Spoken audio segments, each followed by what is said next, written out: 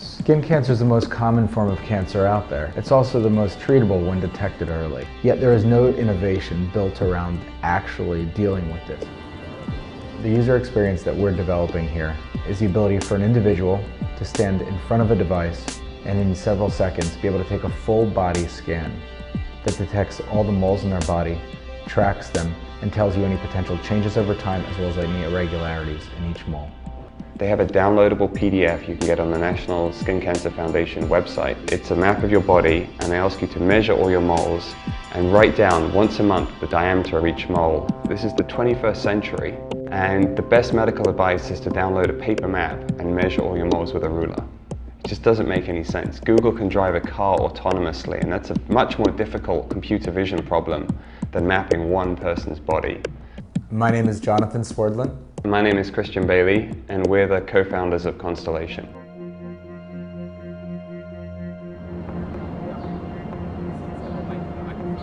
The gold standard to tell whether a mole is actually cancerous is a biopsy.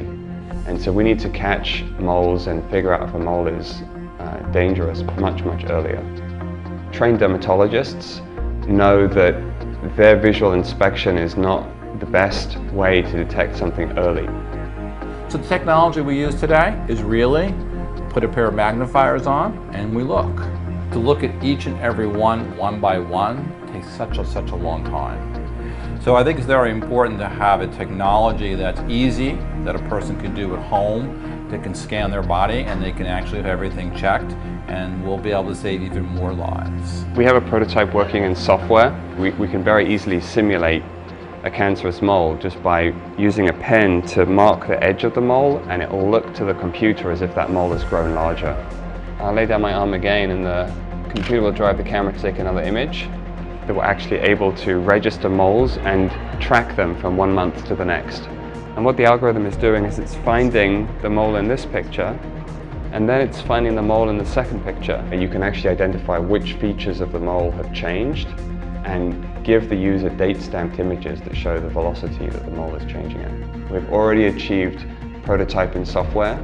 We now need to increase the accuracy of the prototype and then integrate the software with a beautiful hardware solution.